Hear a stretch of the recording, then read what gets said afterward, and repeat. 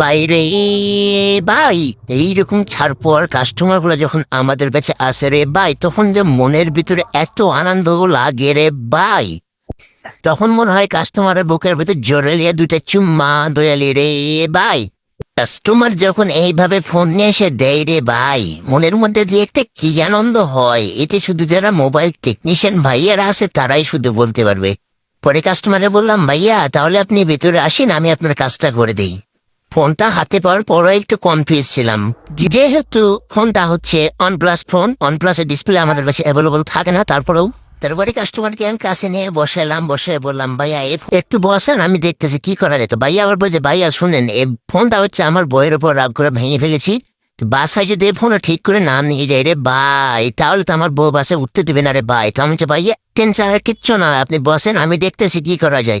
তো আমি অনেক খুঁজে পরে ডিসপ্লেটা অবশ্যই পাওয়ার পরে ভাইকে বলছি, ভাই একটু বসেন, আমি যখন আপনার ফোনটা কাজ করি ডিসপ্লেটা আসা মাত্র আপনার পরে আমি কাজটা করে দেবো। তো ভাইয়া বলছে, ঠিক আছে ভাইয়া করেন, কিন্তু আমাকে কিছুক্ষণের মধ্যেই ফোন দিতে হবে, না হলে কিন্তু আমার বাসায় কিন্তু পুরা আগুন লেগে যাবে ভাই, তোলপাড় শুরু হয়ে যাবে ভাই, বুঝছেন ভাই। আমি বললাম, সমস্যা না ভাই, বসেন, আমি দেখতেছি কি বলা যায়। বাইরে ভাই, সে মুহূর্তে ভাই বলছে, ভাই এই ফোনের ডিসপ্লে সাইডে আপনি আবার কয় টাকা নেবেন ভাই? তো আমি বলছি, ভাইয়া আপনার লস হবে না, আমি বাজারে সবার চাইতে আপনার যে কম নেবো ভাই।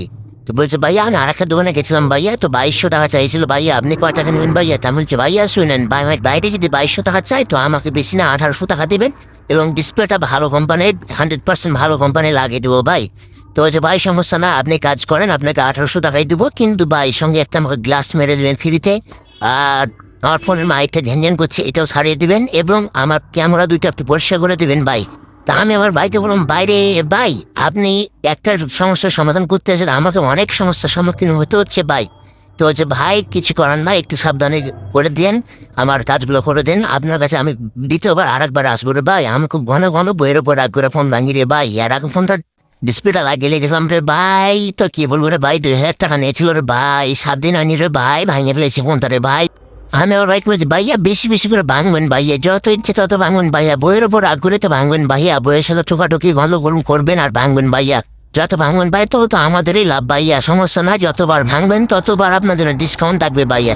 ভাইয়া আপনি যত ঘন ঘন আসবেন তত ঘন ঘন আপনাদের ডিসকাউন্ট থাকবে ভাইয়া, সমস্যা না ভাইয়া।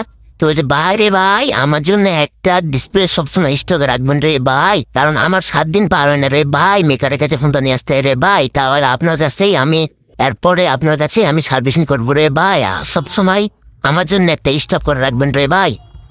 আপনি আসেন, সমস্যা নাই, দোয়া করে খুব ঘন ঘন ডিসপ্লেটা ভাঙেন, আর খুব ঘন ঘন আমার দোকানে আসেন রে ভাই। আপনি তো ঘন ঘন না আসলে রে ভাই আমরা তো ধরো ডাল ভাত খেয়ে বাঁচতে পারবো না রে ভাই।